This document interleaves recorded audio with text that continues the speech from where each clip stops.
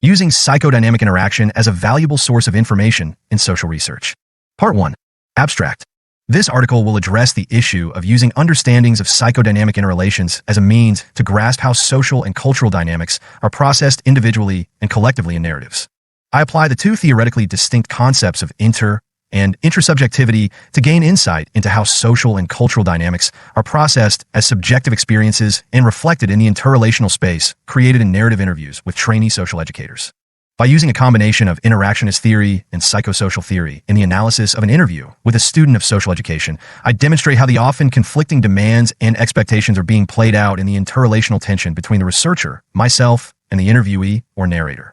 In a confrontation with inner expectations and concerns regarding a future profession and one's ability to cope, and the outer, socially and culturally embedded discourses as they are played out in the objectives of self, development, and education, the narrative about a forthcoming internship is filled with tension and contradiction.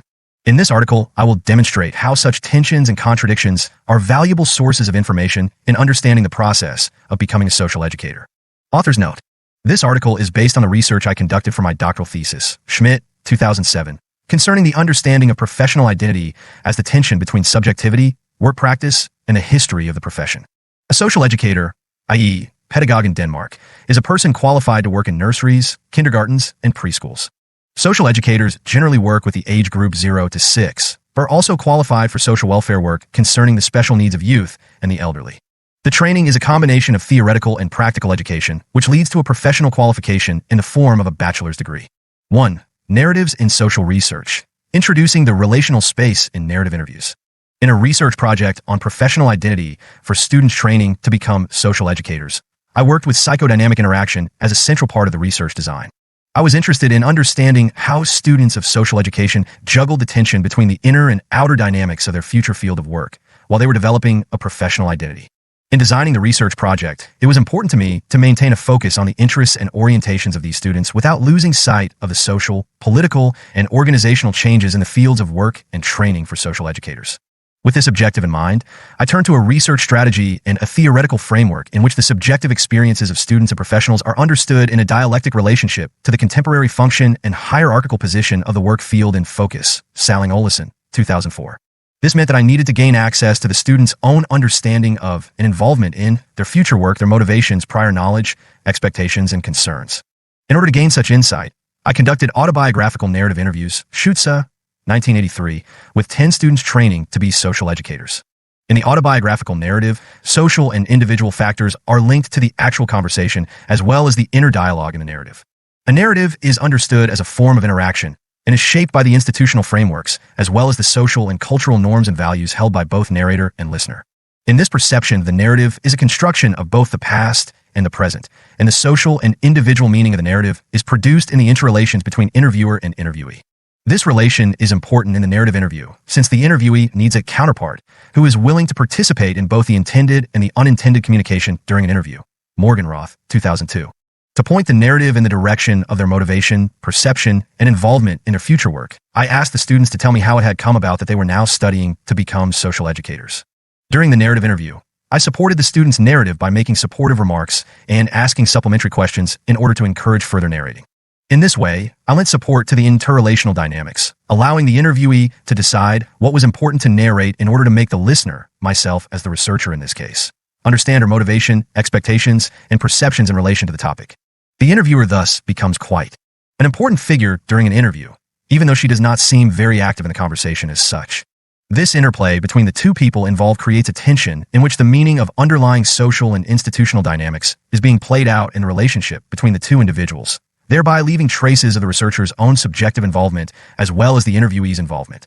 This tension constitutes the path to gaining an understanding of the dynamics in the interviewee's professional identity and change of profession, which may then be used in the analytical interpretation of the interview text.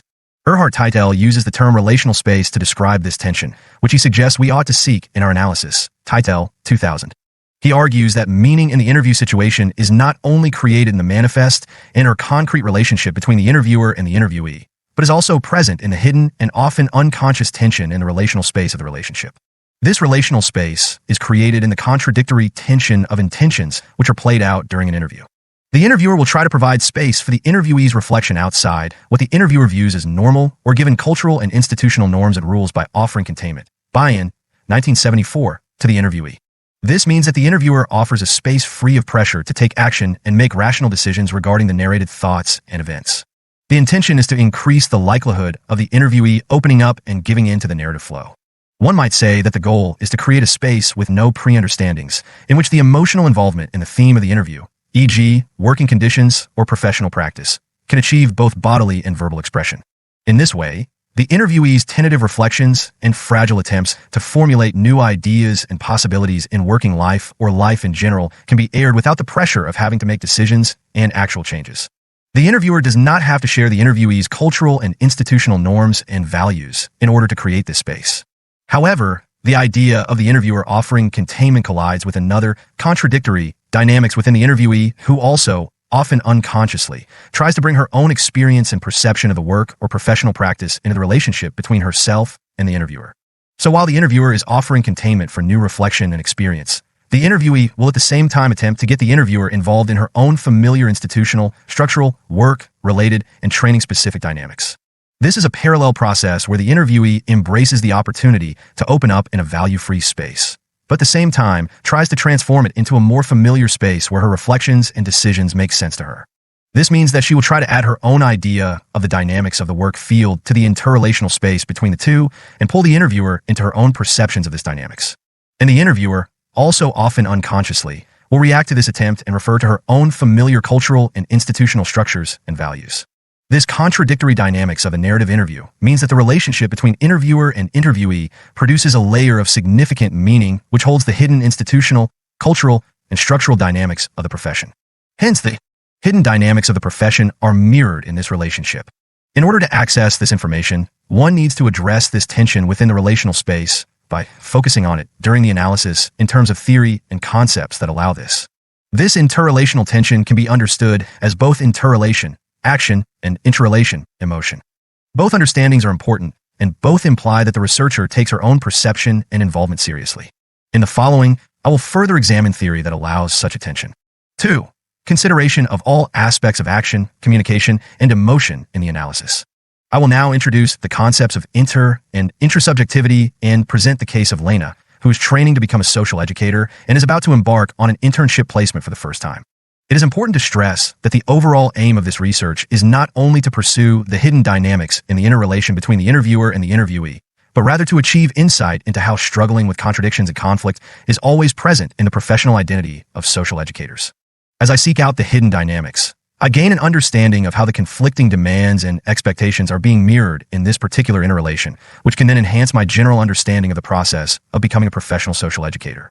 Before I proceed with my explanation of the basis for the concepts and how I worked with them, I will now introduce Lena, her narrative, and the circumstances of our meeting.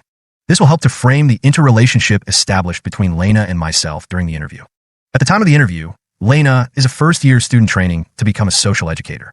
She is 37 years old and lives alone with her 3 children, 12, 11, and 5 years old. She left school at 16 and initially trained as an office clerk in a police station. However, she did not care for this type of job and soon decided to do something different with her life. She then found a job with the National Railroad Company as a station manager and managed trains for almost 2 years. In a continuation of this job, she then worked as a train conductor for 12 to 13 years, while at the same time studying for various examinations to qualify her for higher education. For several years, Lena had the intention of changing careers, but she had no idea of where to turn. After much thought, she decided that she wanted to work with people and that the training should include aspects of achieving self-knowledge and self-development.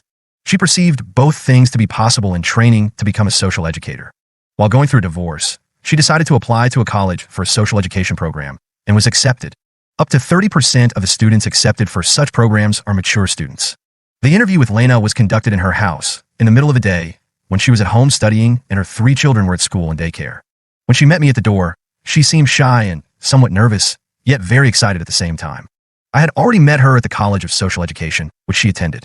I went there several months earlier to present my research project and make contact with students. It had turned out that we grew up in the same village and went to the same school. She was several years older than me and my family, and I had moved away many years ago, so our paths had never crossed. However, our common history seemed to have heightened her interest in my project. During the interview, Lena seemed eager to answer my questions and clearly wanted to be interviewed, although she was a little awkward in telling her own story. At the time, she seemed fragile as I sat opposite her. In my inclination to offer her containment during the interview, I felt reluctant to ask for additional details since it seemed that she would easily become embarrassed or possibly say too much for her own good. I was conscious of the risk of her story and our conversation breaking down, so I refrained from questioning her narrative. Every aspect is important when working with inter- and intrasubjective relationships in the understanding of a research theme. Bearswell states that, when working with inter- and intrasubjectivity as a source for interpretation, the researcher is attuned to paying attention to layers of information that may not be obvious but are still present and influence the empirical material, whether the researcher focuses on it or not. Bearswell, 2003. This means that in this way of interpreting an empirical text/narrative, both the subjective and objective impacts of the researcher throughout the entire research process are regarded as useful sources of information in the analytical work and not as sources of error. The specific challenge involving the tension between the interviewer and interviewee in researching social meaning in subjective experience is subsequently addressed by Bearswell. She focuses on two different ways of conceptualizing and comprehending the interrelation in the production of empirical data. She points to the differences between an interactionist perspective, Berger and Luckman, 1966, Mead, 1934, Schutz, 1962-1990, and a psychoanalytical perspective, Lighthouser and Vollmerg, 1988, Lorenzer, 1986, Morgenroth, 2002, on this issue, as well as the advantages of combining them, Bearswell, 2003. The two different perspectives both take their point of departure in the criticism of positivist tendencies to encourage distance and separation between the interviewer and interviewee in qualitative research. Both take the tension between the involved parties for granted and also hold the idea that the relationship is something one cannot control. Whether using a biographical analysis, Schutz, 1984, or in-depth hermeneutical analysis method, Lighthouser and Vollmerg, 1988, it is taken for granted that the tension between acting and receiving between the people involved in an interaction, such as an interview, is a constantly changing process. This means that all those involved participate in the transference process, and the researcher needs to accept that she is both object and subject within the empirical data production that occurs. Hunt, 1989, as cited in Bearswell, 2003. This also means that the researcher needs to find ways around the traditional, positivist, understanding of the relationship between subject and object in the production of empirical material, and use this as a resource for the analysis. In the following, I will examine more closely the differences between the interactionist and psychoanalytical perspectives by describing the interaction between myself and Lena, and thereby illustrate how I have used these differences as a way to gain access to the complexity of involvement in a field of work.